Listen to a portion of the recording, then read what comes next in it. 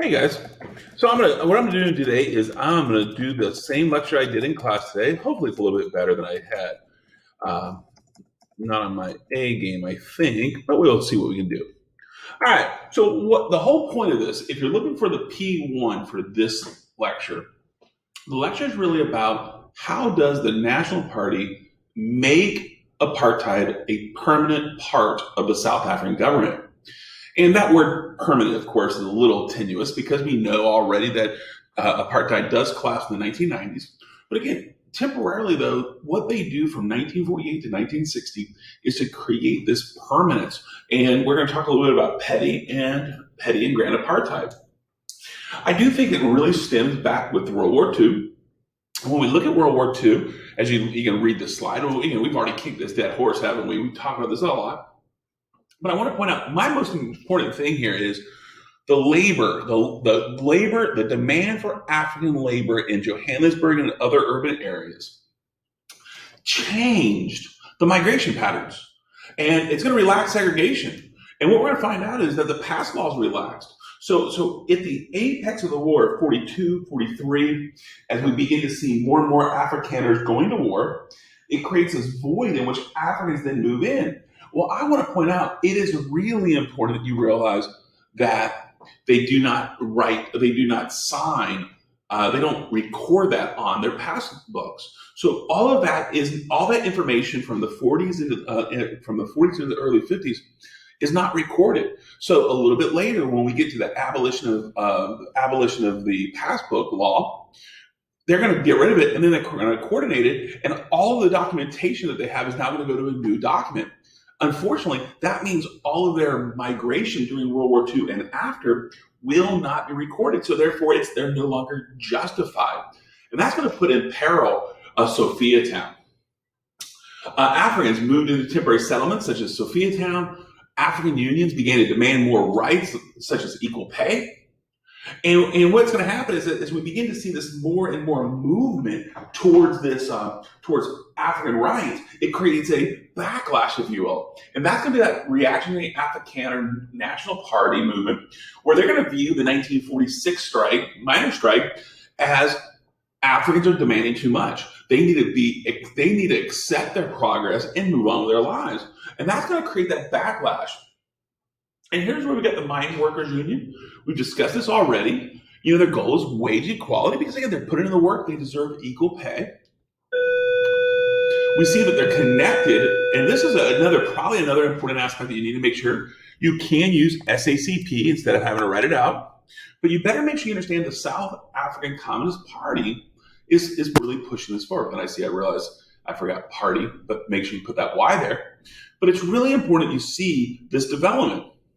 The communists are primarily white guys, typically from British descent. They're already predisposed to be outside of the Afrikaners, and they're looking to reform the South African society. So therefore, they begin to realize that they can tap into the African movement, then maybe they could harness that energy and transform it. And again, if you kind of want to criticize and think about those things, we can, but we don't have a lot of time. But I just want to point out the Communist Party, primarily a white group, is going to utilize this moment to try to transform. We talked about the miners' strike, and again, this is really important, is at the outcome of the miners' strike, the National Party is going to be able to say the protest movement is communist.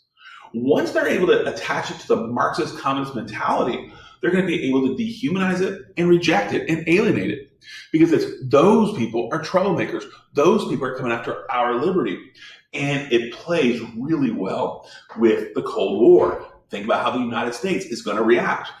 Can they support a movement that has a hint of communism? Hopefully you remember that from your freshman year, maybe even last year. We talked about a little bit about the election already. Don't really need to talk about the electoral strategy, but we did talk about the red and black peril. And this is where I do think it's really important for you guys to think about this. I want you to think about that the National Party wins the election in 1948, and it's almost like oh God, what do we do now? I don't think that they understood they were going to win. I think they thought it was a pipe dream. I think in some ways it reminds me maybe even of the election, personally, of the election in 2016 with Donald Trump. I don't know if he really thought he was going to win. And then when he won, it's like, what are we going to do next? There's kind of a pause. I might be wrong and I may be too biased on that point of view, but I want to point out that I think that's what the National Party did. And what do? They're like, crap, we got to do something. So what do? They passed the Prohibition of Mixed Marriages Act and the Immorality Act. And again, you guys have defined these. I do think the most shocking thing about the Mixed Marriages Act is that it's going to void existing marriages. I do believe, as a historian, I think this photograph really tells a story about that. Again, we're not talking about a significant number. I think your book said less than 1% of marriages. But those marriages had been legal civil agreements that had allowed for African and Afrikaner women to marry. And now, no matter how many children they have, you're going to see that they're now divorced or annulled. And then you guys saw the ridiculousness of the Immorality Act and the assignment we just did. It allows for the police to peep. It really it's all about that miscegenation. I can't say that word very well, but for some reason it was all about sex, which again, I find very odd. I hope you find odd, and not sure why they're trying to control the bedrooms, but that's what they're trying to do. Both laws were directed at social segregation. And I do look at this as this is part of petty apartheid. And I did have a student, it was a great question, isn't this kind of permanent? I see what you're saying, but at the moment from 49 to 50, there was really no way to enforce it in the sense that there was no general comprehensive system. So this kind of pauses the National Party. And this is where we're going to see Verwood. I think Verwood is like, yeah, these laws, these individual laws are cute and cuddly, but we need to take it to the next level. And what does Verwood then do? We move right to the Population Registration Act. Remember, this is 2 years after the election. They've attempted to do these laws, and they realize that their Supreme Court has voided some of the laws. They're not sure exactly what to do with these laws. So they decided, well, the first thing is first. We have to create the organization. So the Population Registration Act, most likely really directed by Verwood, it's going to classify all South Africans into racial groups. And it's not just Afrikaners, British, coloreds, Indians, and blacks. What we're going to do is that Africans are going to be under sub-classifications. And remember, if we go back to the Native Lands Act, and we can see where there's reservations for specific groups. Well, remember, I talked about how that was about infrastructure. Well, they're going to continue to do that. They're going to divide these groups. There was a big push, and like, oh my God, I may not be in the right group. So eventually they had to create a race classification board in which people would then have to prove their race. This probably has more to do with coloreds, because the colored, all of a sudden, they're a mixed race. They've been identified maybe as African, maybe Zulu. They're like, wait a minute. They realize that their opportunities have been limited, so therefore they can take it and try to justify their views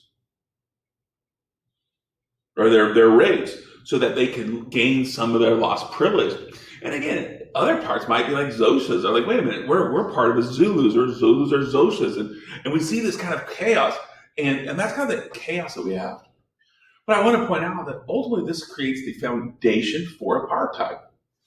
Because they've done these petty apartheid laws, they're not sure what to do. Now they're like, we have now a grand plan, a systematic program where now we can identify and we have documentation. Africans and colors are carrying their books, their passbooks. So now we have official information. Well, that's when they were able to pass the Separate Amenities Act. And the Separate Amenities Act is really, if I were you, I would be writing in my notes, economic disenfranchisement. Because look what it says here. Restaurants and other public facilities had to choose a race to serve. This is a little different than Jim Crow South. Not just about Jim Crow South sucked. I totally get it. But if I'm a business, I can cater to both in separate areas. Well, here, the National Party wanted to limit that. So almost all businesses and restaurants, all these businesses, they're going to be catering towards the Afrikaners. This is really important that you look at that. Because now, if I own a business in South Africa, I could cater to 80% of the population that has very little access to wealth, or I can cater to the 20% that have 100% of wealth, or nearly 100% of wealth. Capital wins. And because of that, we begin to see even more and more transitions to this privileged Afrikaner system that leaves the Africans on the outside. With fewer jobs, limited access to resources, we begin to see that chasm between the Afrikaners and Africans grow. We talk about the Bantu Education Act, and again, I love this photograph. We see the teacher. We see lack of resources. We see no books. And again, we're not sure if they're ready to go to lunch. But what we do know with this image is there's a lack of infrastructure. And the teacher here is almost like pondering, what is she going to do? I do think that's a cool image. I think that speaks loudly to me as a teacher. And I think it should speak loudly to you as a student. Really interesting information there. Now, they restructured curriculum for Africans. This is one of the things I hate personally about this is Bantu Education Act, the official language had to be Afrikaner. Well, so therefore they couldn't speak their indigenous languages.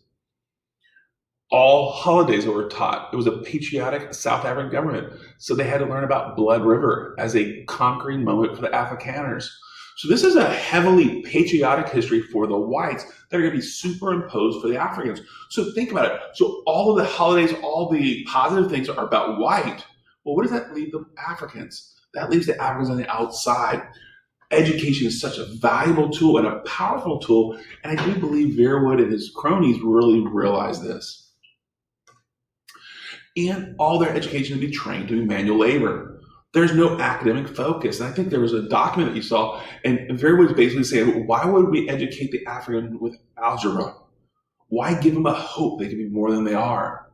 That's eugenics. And you may want to write that word. I think that's a huge word, eugenics, which is a social Darwinist science. And this is huge. The impacts on an entire generation of Africans not have access to education. And it was meant to end the breeding ground for independent and protest-minded Africans. Bantu Education Act was not just about public school, it also was enforced on the missionary schools of the Baptists who were really teaching about liberty and independence and these things. Well, they're going to be shuttered down. So all education had to be pro-Afrikaner, pro-National Party, and any connection to African history would be excluded. They're educated for manual labor only, so there's going to be a generational poverty attached to this. Now, on this slide, we're going to look at the Group Areas Act and the Natives Resettlement Act. And this is, again, grand apartheid. We have the Registration Act. Now we're going to define neighborhoods by racial classifications. So if you were African in a white neighborhood, you were now criminalized. You were no longer allowed to be in that area.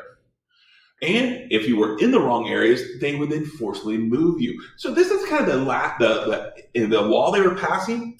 Unfortunately for the Afrikaners, they didn't have a means to really politically enforce it. So that's when 4 years later, they're like, we got to fix it. And they fixed it with the Native Resettlement Act. This allowed government to force any African out of Johannesburg and move in the Meadowlands. This forms what we call townships. Townships are African neighborhoods outside of their reserves. And I, looking back at it, I still, as I reflect on this part, it does appear to me that the South African National Party, they really wanted zero contact with Africans. But they realized that they needed Africans to be servants, to be labor, to be there. So what they would do, they would force them into these townships. And here's the Meadowlands. Here's almost like a demilitarized zone, if you will. And here's the promise of Johannesburg. So Africans were forced into these townships. The reason they're not kicked out to their reservations is because they would commute daily to these areas here to provide labor. And it's one of those ironic things that we saw with the earlier assignment. Africans are allowed in public spaces to serve the whites, but they're going to be excluded from progress. And this is a really, again, a huge aspect. This is all about a systematic segregation, apartheid of the races. I, as a historian, have concluded these were steps towards racial cleansing, the idea of cleansing these areas. They wanted to make sure, the Afrikaners were trying to make sure that whites were protected from the Africans, and that's called ethnic cleansing. Think about that. Ponder that. See if I'm right about that thesis. Is all of this all about ethnic cleansing? And the final step, and again, we have the Group Areas Act, Natives Resettlement Act, and this is what might, in fact, make this permanent, the promotion of Bantu Self-Government Act of 1959. This is going to create those Bantustans, and if you look at your blue card, you know you have to identify them. The Bantustans are not townships. These are independent homelands for the different tribes. If you enhance this, you can see the different tribes, you can see the different areas, and it's going to allow them to have some quote-unquote self-government. This limited self-rule, and I do think you need to go back to the read if you didn't do a good job here. You need to make sure you understand this limited local rule basically allows for a singular monarch, if you will, a tribal leader. He has been pushed up to special power, and that person now is going to hold on to power as best as he can. So these are going to be some of the worst governments that can ever be created because they don't have resources, there's no economic advances, and now they are under a micro-dictator, one of these tribal leaders. And that tribal leader will utilize corruption, bribes, and other things to maintain their control. Because it's the only privilege they have is to be on top of the African order. So if you want to go back, there are some really important things here. And this goes back to Verwood's divide and rule. And I promise you, the divide and rule principle is not just the Bantustan system. This is the entire thing we've been talking about since we got the Population Registration Act, Group Areas Act, the Native Resettlement Act, and now the Bantustans. These are all details that help tell a story that we're going to see the alienation of Africans. If the Afrikaners were able to divide the Africans amongst these different Bantustan systems, they would not be able to rebel. And this leads us to the Suppression of Communism Act. Communism was really kind of a big movement. Again, I've already defined it. It's basically a British descendant movement, liberals who are attempting to restructure the South African society. We talked about how the British descendants kind of connected to the labor movement and connected with the Africans in the miners' strike. We also need to make sure you understand the Cold War. We are talking about 1950. We are at the outcome of that Berlin blockade, the Berlin airlift. If you don't remember, we'll talk about that later. We're at the beginning of this little thing called the Korean War, and we've just seen China go from nationalist China to communist China. It's that quote unquote sky is falling moment, and I do believe Verwood and his National Party cronies decided they're going to manipulate that moment, and that's when they drop in the Suppression of Communism Act. They pointed out the South African Communist Party, which was loosely at best connected with the Soviet Union, and they said we're trying to suppress this so that we can maintain a capitalist order. Ultimately, the South African government will define communism in such a broad way that it becomes justification for the continuation of grand apartheid. This confused the United States government. The United States government was opposed to the apartheid government early on because it was Nazis. It's not Nazi-like, they are Nazis. Look at it, I'll let you ponder that. But now all of a sudden, is the ANC communist? All of a sudden, what are we more fearful of? In communism. And that allows for the destruction of Sophiatown, that allows for some of the worst things that occur. And the United States government, at best, will say this is bad, and at worst, will ignore the whole thing. And it's all because of quote-unquote communism. I do think we can sit back and we can ferret out to what extent was it communism and to what extent was it racism. I think there's a justification, when it's just a connection to both, but I'll let you as a historian make your own choices. The one slide I don't have in here, and I do want to make sure you go back to your notes, please make sure you have the abolition of pass books and the coordination of documents. That's a really important document I have not gotten. I will make sure we have an assignment that kind of helps cement that in the classes to come. I hope this was a helpful lecture. I hope that you were able to draw some conclusions and that it helps us to get ready for the next part of our class, which is a lot more fun. With that, this is a 20-minute lecture. I do hope that you guys are ready to roll.